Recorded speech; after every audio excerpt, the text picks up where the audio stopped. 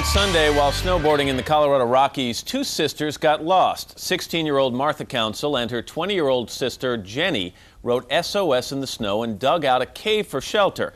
And for 18 hours, they endured sub-zero temperatures. Finally, after an intensive air and land search by Colorado search and rescue teams, the girls were found safe and sound. Jenny and Martha Council, good morning. Nice to see you. Good morning. Hi.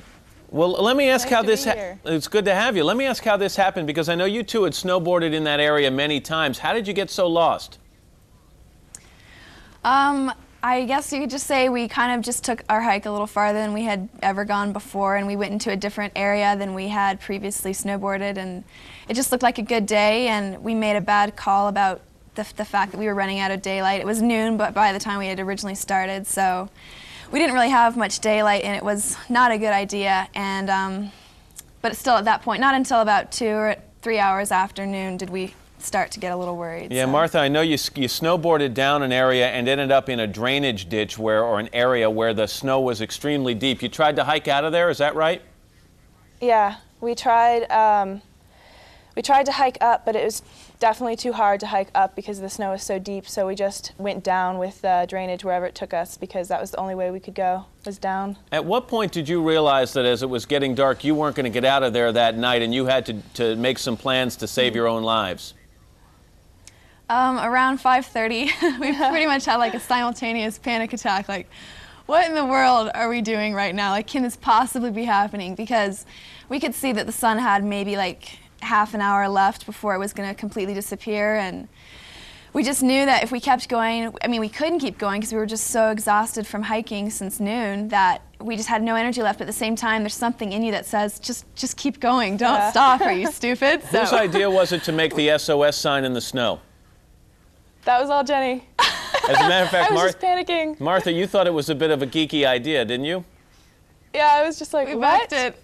We're just like, is this yeah, what it just we do didn't right seem now? real. It was very surreal. We were just, I did not think that we would actually spend the night there. I thought for some reason someone would find us like right away, even though no one was looking yet. I just thought, there's just no way. I mean, we can't spend the night here. There's just no way. Well, eventually you were both smart enough to dig a snow cave in the snow using, I guess, your snowboard. What was the hardest part about spending the night in that cave?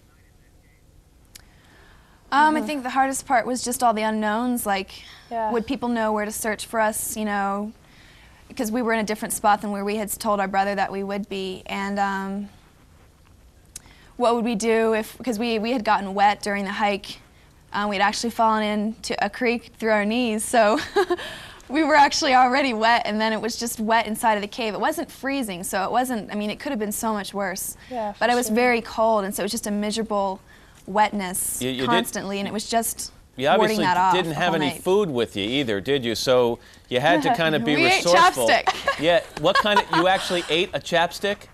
Yeah, it was Bath and all Body of it. raspberry chapstick. We actually left it in the cave.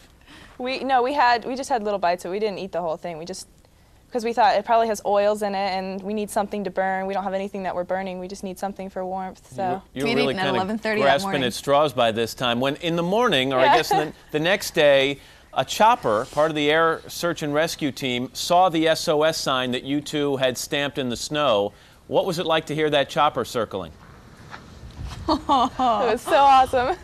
Too many emotions in one moment. I mean, now we're just so happy to be here, and we're just so psyched that this is how it turned out. I mean, at that time, it was just, we both just lost it. I mean, it was just so emotional that we just knew at that point everything was okay. It was like it was over. The ordeal was over at that point. We could, you know, if we had to sit outside for another hour, it was fine, because we knew we finally knew for sure that, you know, everyone's prayers had come through, and it was turning out okay for us.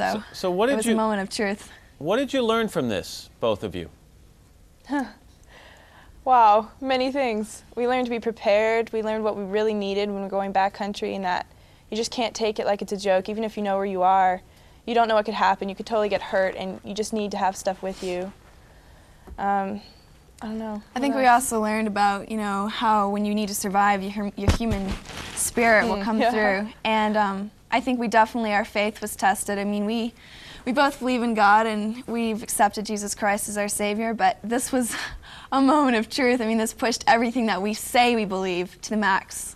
And it really took us to the point where it was like, this is for real, and you either believe it or you don't. So well, it pushed everything for us. we are certainly happy that both of you are all right. You had, I know, some hypothermia and some minor frostbite, but for the most part, you're all right. Minor. Very minor. We're fine. Well, yeah, we're totally fine. Great to see you both, and good luck, and stay away from those unknown areas on the snowboards in the future, all right?